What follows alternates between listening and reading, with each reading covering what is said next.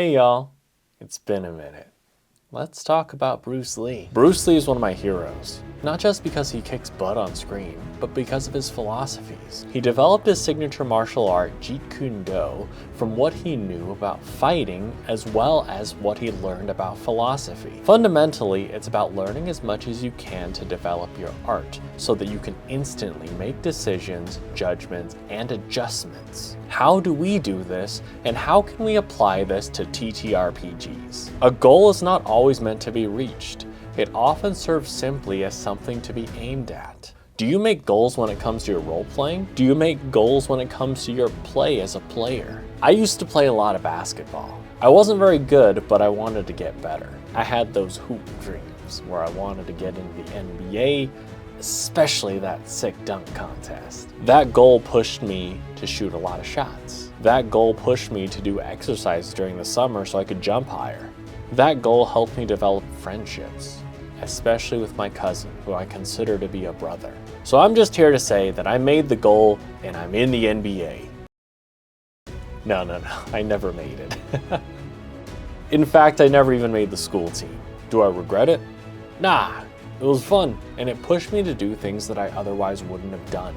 So make a goal. I know that there's a lot of guidelines about how to make goals, but I'm gonna keep it simple. Do you want to be a better GM or a better player? Great, let's start with that. I mean, if you wanted to say that you want to be like Brendan Lee Mulligan, go for it. Whatever helps you. Whatever gives you that little nudge to strive for improvement. Even making the conscious thought of, I want to improve, unlocks a world of potential that wouldn't have been open otherwise. From there, we think about what we want to develop, one skill at a time. Don't worry about doing everything at once. If you've got a groove in your group and you suddenly decide to change everything up, it's gonna hurt. Not that working towards improvement won't hurt anyway, but if you decide to change everything, you're going to hurt your group and yourself.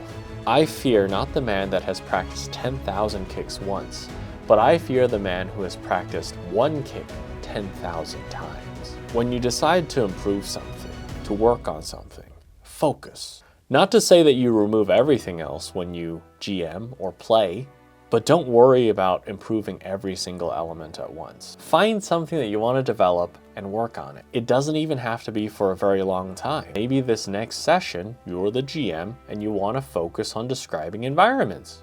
Great! That focus is going to allow you to work on those muscles, both consciously and subconsciously. Maybe you're a player and you decide for this next game you're going to focus on making big choices. Great! The conscious decision, combined with specific focus, gives you the opportunity to improve. How long do you want to focus on one particular skill? It's up to you. It can be one session, a month of sessions, but having that push will prove invaluable. That brings us to something very important. Failure. Like everyone else, you want to learn the way to win, but never to accept the way to lose. To accept defeat, to learn to die, is to be liberated from it. Once you accept, you're free to flow and to harmonize. Fluidity is the way to an empty mind. You must free your ambitious mind and learn the art of dying. So whatever you choose to work on, it's not just a steady incline upward. There will be moments where you fail. Maybe in describing an environment, you accidentally set the room up in a way that doesn't quite make sense. Maybe in making big choices, you focus in on what you want to do and forget to listen to what everyone else is saying. It happens. It's a part of the process. You fail. We fail so that we can learn. We also fail so that we gradually become less afraid of failure. There's no point at which the probability of failure is zero. Even if you're one of the big GMs or players of the space, you'll make a mistake here and there. It's just about realizing that it's not the end of the world. When you can act in spite of the fear of failure, you've made a big stride. Mistakes are always forgivable if one has the courage to admit them. If you're aware of making a mistake at the table, an easy way to rectify this is to call yourself out. Oops, I didn't mean to put that portal right there. Oh shoot, I'm sorry, I missed what you said. Would you mind saying it again? Doing that shows the table that you're self-aware, and it shows yourself that you're facing your failures head on. So then the next time it happens, it's not such a big deal. And when you're able to push ahead and handle yourself regardless of how much fear you feel, you become unstoppable in your efforts to improve. So when you work on elements of play, another great source of information, tips, advice, guidance is other players and GMs. Whenever I'm not 100% on a ruling, I go online and see what other people have said about it. Those discussions and those debates can help fuel your decision. But it's important to know that you should adapt what is useful, reject what is useless, and add what is specifically your own. If a ruling or a piece of advice feels useful to you, then great. Absorb that into your style. That's something that flows with you. If something doesn't quite mesh, then discard it. Even if other people are using it, maybe it's just not your jam. There's no need to force it.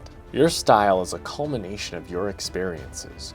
No two GMs are the same. Speaking of experience, life itself is your teacher, and you're in a constant state of learning.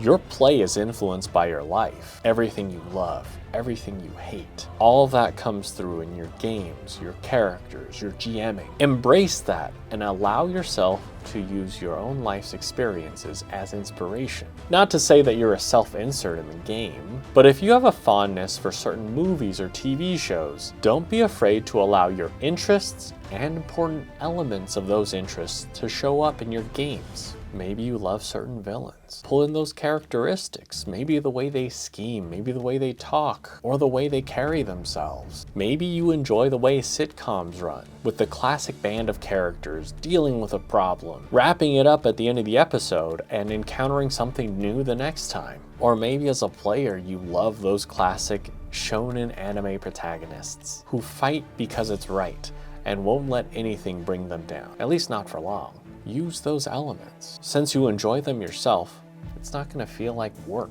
The next step, as life is your teacher and you're constantly learning, is to realize that the more you experience, the more it enriches your gaming. So if you find yourself hitting a block, do something. Experience something. I like to go to museums. Sometimes, well, most of the time, I don't understand the art at all, but I like looking at it. I like experiencing it. So if I find myself struggling at a block, at an impasse, not sure what to do with a character or with my players' characters as a GM, I'd go do something as Matt, as myself. It doesn't have to be anything extravagant.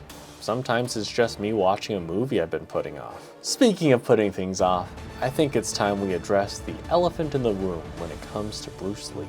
Be like water, making its way through the cracks. Do not be assertive, but adjust to the object, and you shall find a way around or through it. If nothing within you stays rigid, outward things will disclose themselves. Empty your mind.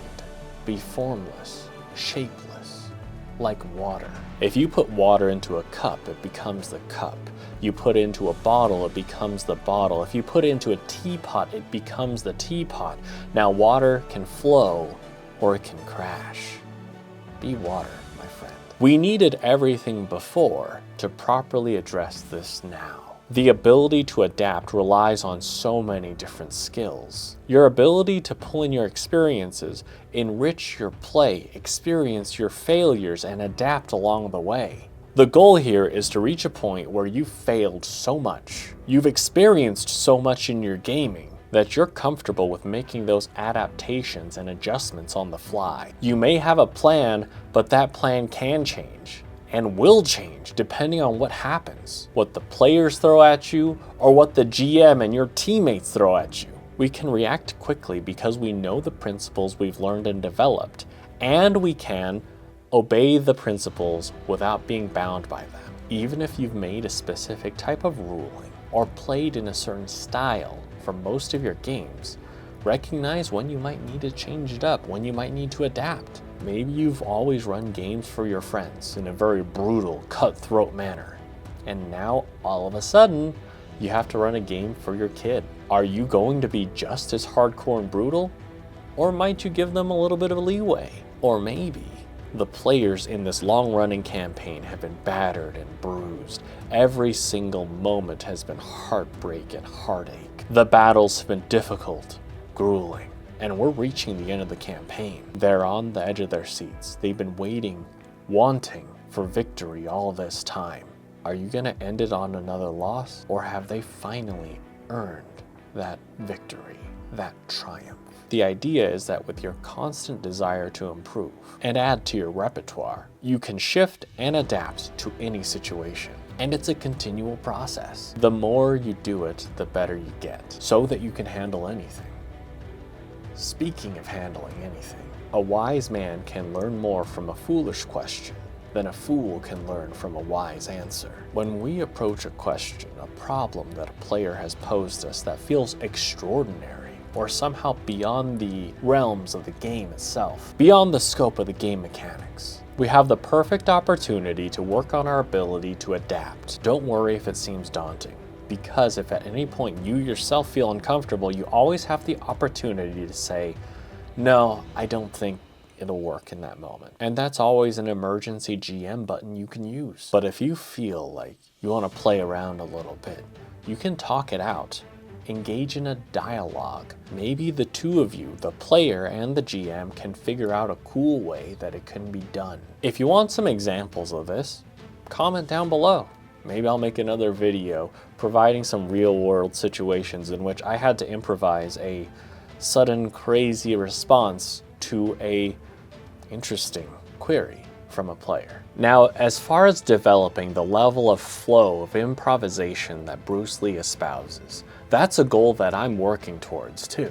I want to be able to do everything at the drop of a hat, make split-second decisions that incorporate the agency of players, teammates, GMs in a way that feels natural, fun, and compelling. I'm definitely not perfect. I'm developing those skills one at a time, one moment at a time, as everyone else is. And that leads me to the final lessons from Bruce Lee that I'd like to share with you today. I'm not in this world to live up to your expectations, and you're not in this world to live up to mine. I have certain standards that I strive for, and they may not be the same as what you would expect from a player or a GM. If what you're hoping for is Matt Mercer or Brennan Lee Mulligan at the table, then I'm sorry to disappoint you. But I'm not supposed to live up to the expectations of someone else. I want to strive for and live up to my own expectations. And the same should be true for you. Don't put the expectations of others, especially online, on yourself. You have your own standards that you want to live up to.